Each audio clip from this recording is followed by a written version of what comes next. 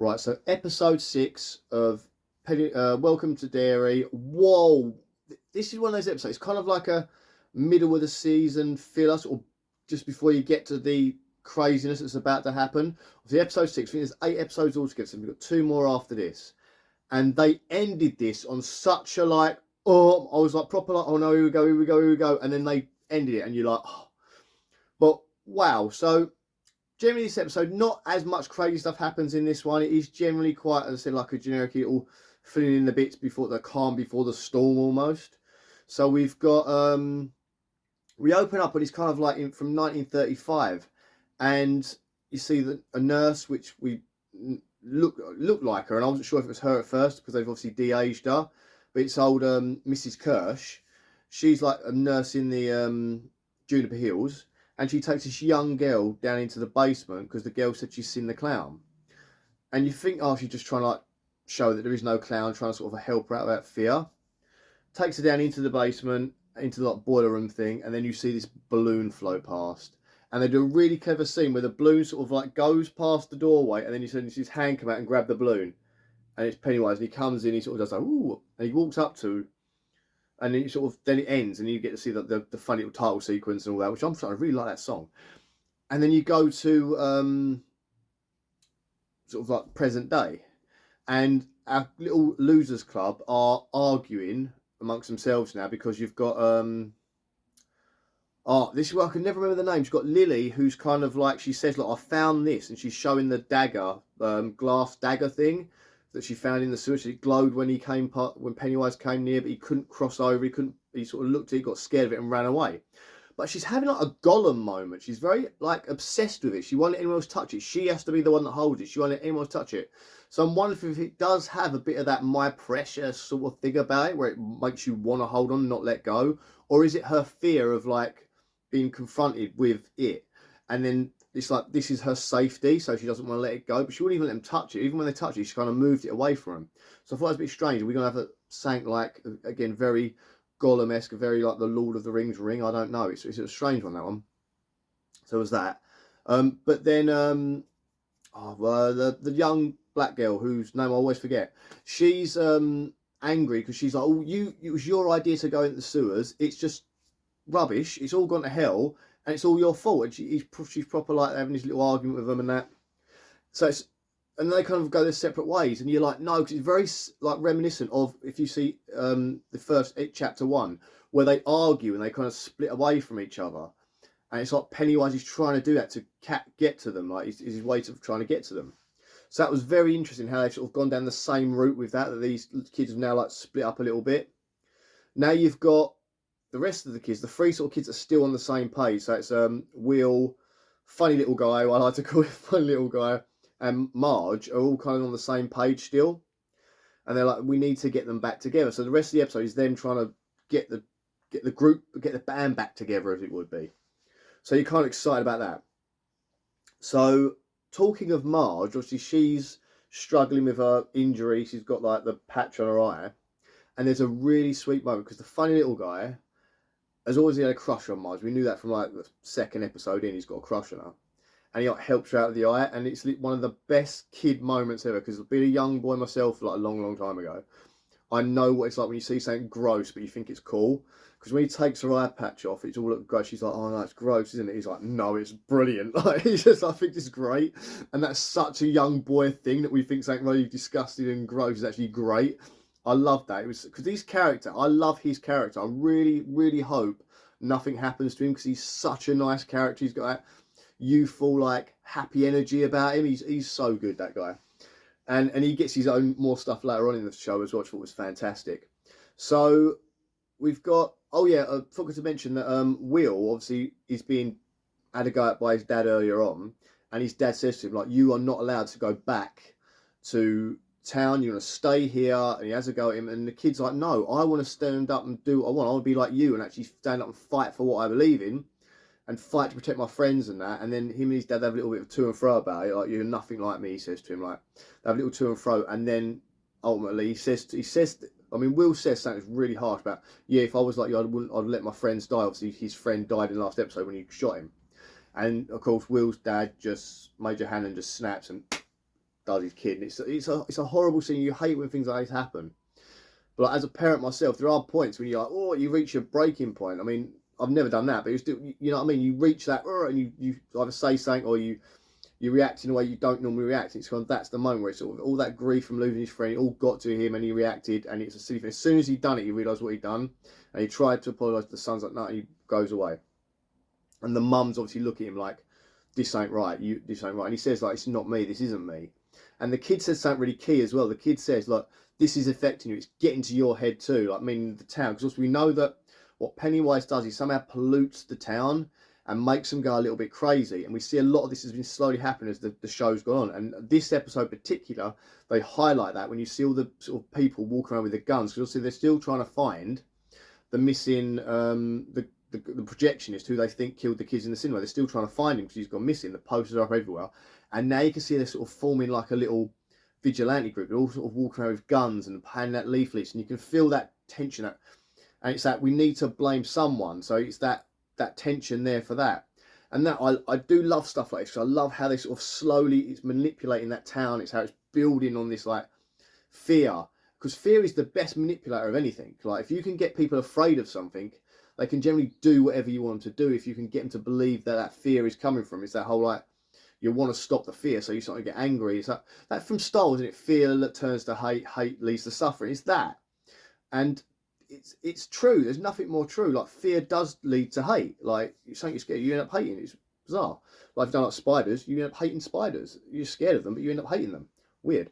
But anyway, so I love that, and I love the way they sort of motion for that. So then we've got that going on. What else we got going on? What else was different? Marge. Again, Marge, with her thing, stands up to the old patty cakes as well, because they come back to her, trying to get her back on side, because obviously want more gossip from her, I suppose.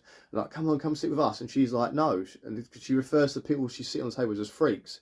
And she goes, Joe, what patty cakes? And she rips off her eyeband, shows her like manky eye and goes, I'm a freak. And like, I thought that was fantastic. And like, the look on the funny little guy's face, he's just like, he literally is in awe of her when she does it. It's so lovely, so sweet.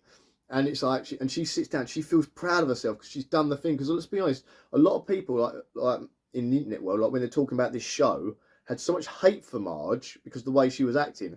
This is like her vindication. It's almost like her like, oh, what they call it redemption. It's her redemption. It's brilliant.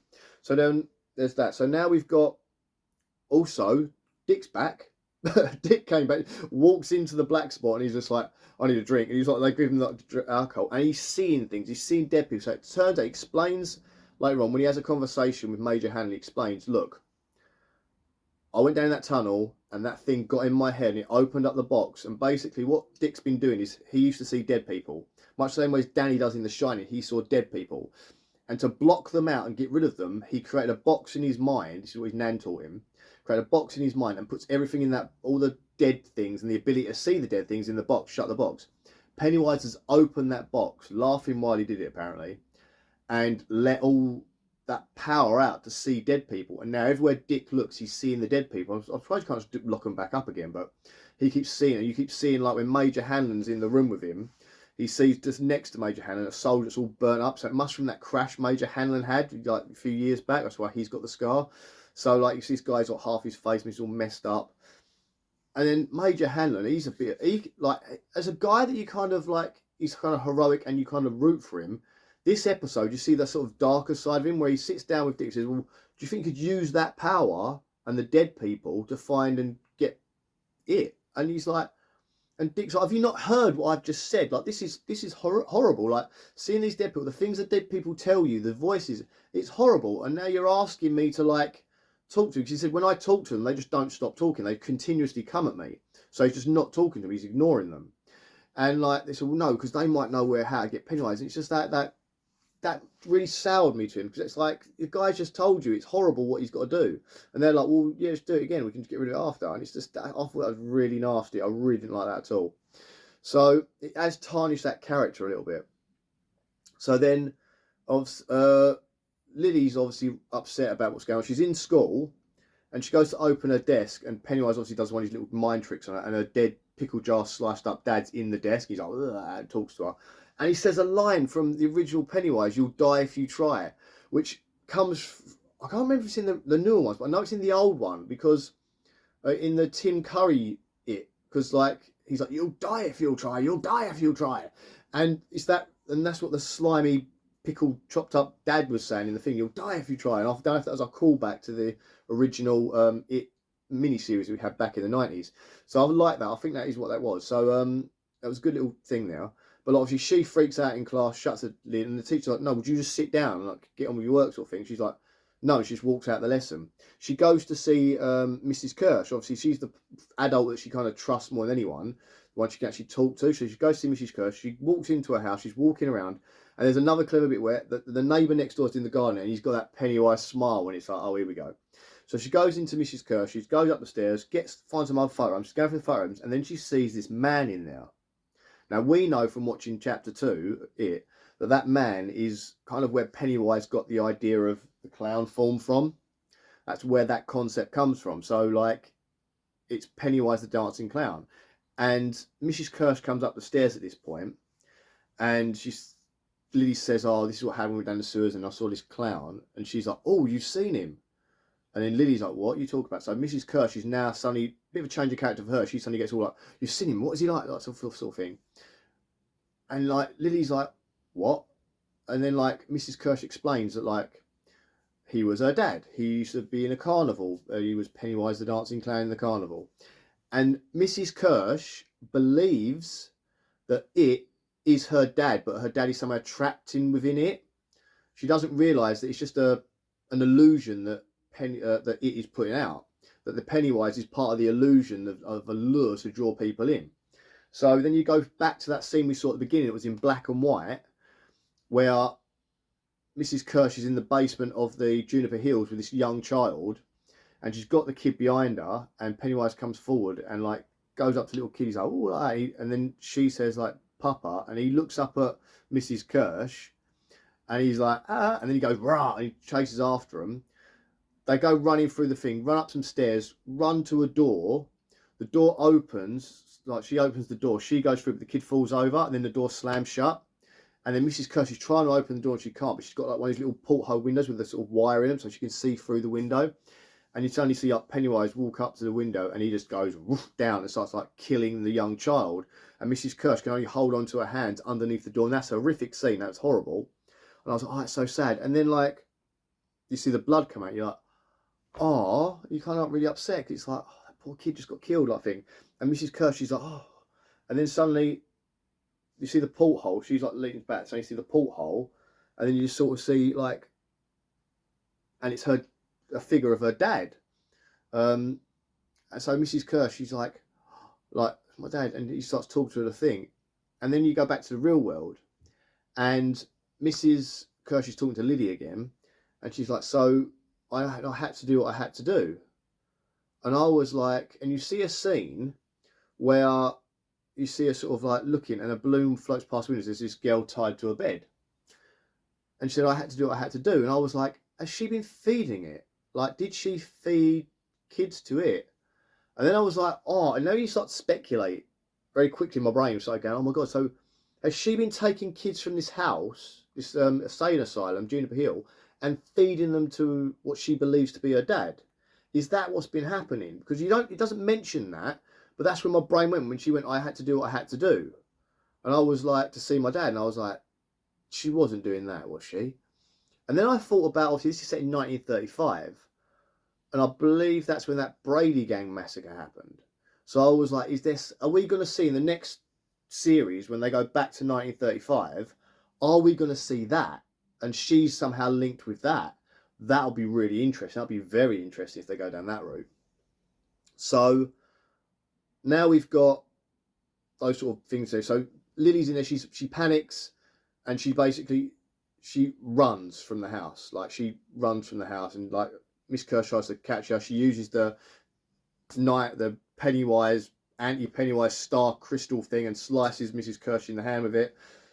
And she just runs. She gets on the bike and just legs it. So now we get to the black spot. Oh yeah, I mentioned the black spot. So when Dick goes back into the black spot, the other soldiers let him know that they're keeping the wanton fugitive in like a little room in the back, this little tiny little cubby hole in the back, and he's like, for God's sake, it's the projectionist guy is now being stored in the black spot.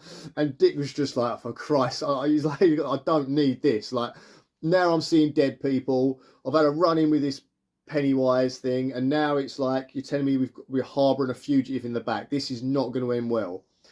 And that it's Major Hanlon's wife that set this all up, and he's just like, Christ. And then she turns up with the kids, and like the projectionist's daughter, and obviously she's happy, she sees her dad and that, and Dick's like, she goes up to Dick and says, thank you for letting us do this, and Dick's like, I don't want any parts, just walks past her, he's not having none of it. And I was like, that'll be me. If all this was going on and then, oh, here's this thing, I'll be off, I don't want no part, just walked away. I thought that was fantastic. But like, obviously he's there.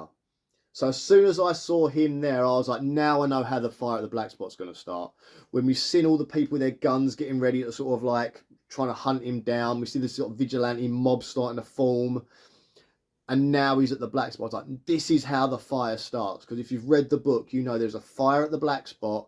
Lots of people are going to die. It's like a proper massacre thing. And Pennywise is there feeding off of it, feeding off that fear, taking the bodies that he wants. Because we know from the last episode that every time something happens in Derry, like we had this spate of Pennywise killings before he disappears to hibernate for a bit, there's always at the end of that, there's a big event, like something big happens, like the Easter egg massacre at the factory in 05, in 1935 there, or 1930 something, there's the gang massacre shootout in town with all the people.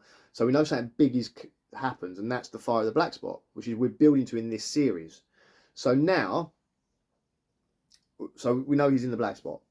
So all the kids, the kids that are sort of left friendly at the minute without Lily, everyone but Lily is now going to head to the black spot to speak to the projectionist's daughter to try and get her back on side, because Will's determined. He's like, no, we need to be together on this one. We cannot be separate. We have to stay together. So he says to fun little guy whose name I'll try and remember for next week, and Marge, like, we need to get them together. So they go to the black spot, go in there, and they're like, and it's quite nice because like normally in these things, like if you watch like films like Hairspray, when they go to the black only place, everyone looks at them as they walk in because they're white. They don't do that. They sort of just let them walk in. There's none of that, and I thought it was nice because I was waiting for that. I was waiting for everyone to look at them like, oh, they're white and why are they in here? But none of that, and I liked that because the trope is normally everyone stares at you. It's that cantina from Star Wars where as you walk in, everyone just looks at you.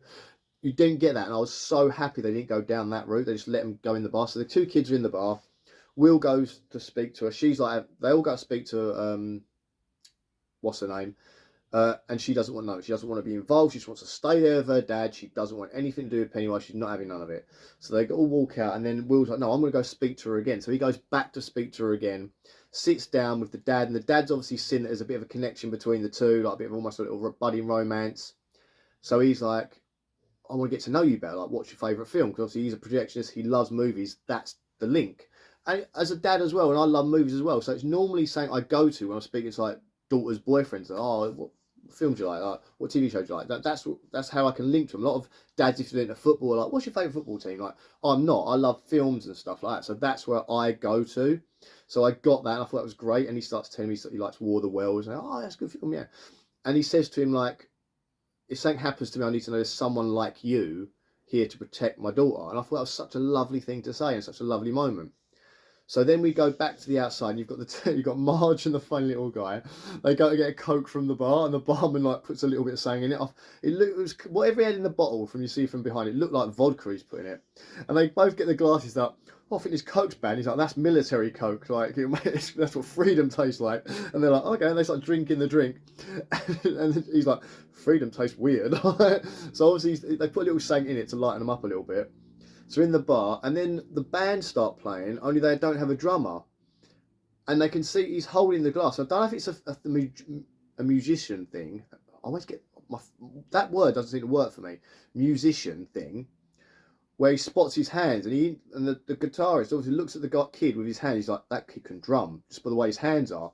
Goes to him, hey, Sticks, like, can you play the drums? He's like, yeah. It's like, yeah, sure, like, and he says, well, come play. And he's a bit, oh, I don't know, like, and Margie's like, go on, because obviously the little bit the Dutch courage is getting into him. She's like, go on, do it. And he's like, And he plays the drums really well for the band. And even the band, like, actually, this kid's pretty bloody good. Like, it's like black band up on stage, really sort of going for it, the music. And he's just keeping up with it. And he does his own little drum solo bit at the start, and the part of it.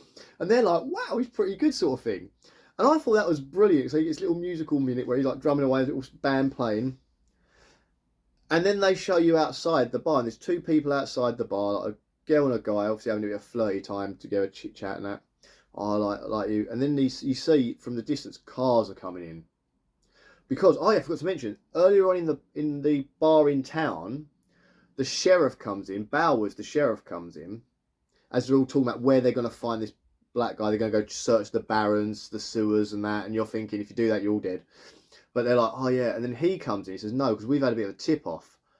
Some woman has said where he might be. Now I don't know who this woman has tipped him off at where he is. But this woman has tipped off, oh, unless it's Kirsch. Would Kirsch have tipped them off to where they are because she's a bit nutty? I don't know. Now I don't know. I just thought that in that desk in there. I was like, oh, because I was thinking, who the hell would know where he is and who would tip him off? What woman would have tipped him off? It's not going to be Mrs. Hanlon. So who would have tipped him off? So maybe it is Miss Kirsch. Oh, that's changed it up a bit. But anyway, so Bowers goes in and says, I know where she is. I've had a tip off. They've just fired me from the sheriff's department, so I'm not doing well enough at trying to sort this. I don't know what they fired him for. He seemed to be doing all right the way you see him as doing all right. But they fired him for whatever reason, so they didn't think I was doing well enough job. They've sacked me. And so he kind of references that he knows where the projectionist is. So then, as I said, we're outside the bar. This couple like having a flirt outside the bar, and then these people just turn up. These cars start coming down, and when the people get out of the cars, they're all wearing masks, like Halloween masks. Like vampire mask, and I was like, oh my god, here we go. This is going to be the fire. So we're going to get the next episode, I'm sure, unless they do some sort of weird flashbacky thing, the next episode is the fire of the black spot. It's the start of it, because they've all turned up with their cars. They've all got out. I thought that'd be more, because like from when I read the book, I thought it was more like a Ku Klux Klan-y sort of thing with the hoods and the thing, but they've actually just got Halloween masks. I can't remember. I read the book a long time ago. But in my head, I sort of pictured it being like that sort of thing, because they're like they're a racist group, much like that, and they turn up at the black spot. But now it's like just more like the town mob mentality, trying to find this guy. So obviously they've turned up there. They know the type of people that are in there, as they referenced to the way they said earlier. We know the type of people that are in that black spot. So they're all there, and they get out, and they've got the Halloween masks on, and then like standing with their guns, and that the guy outside like says to the girl, like, you get behind me. So she gets behind him. He's like, what's going on? And it just cuts, and you get the credits roll, and there's no music. Normally there's like a fun little song like Blue Moon or something like that, playing, just quiet music, and it's like, oh my god, here we go. And on the next episode is good. I know it's going to be mental. This is the lovely calm before the storm episode. Not much on the Pennywise action. It's all a little bit of him there and everywhere like that, but no real horrific scenes. This is where it's all going to go. The next episode is going to be horrific. I know it's coming. I know what's coming. I can't wait to see it. It's going to be so good. I think this series has done such a good job to get us here. So the next two, we're going to get the fire, the craziness. Somehow Dick's got to get there. I'm hoping Major Hanlon turns up there to try and save people.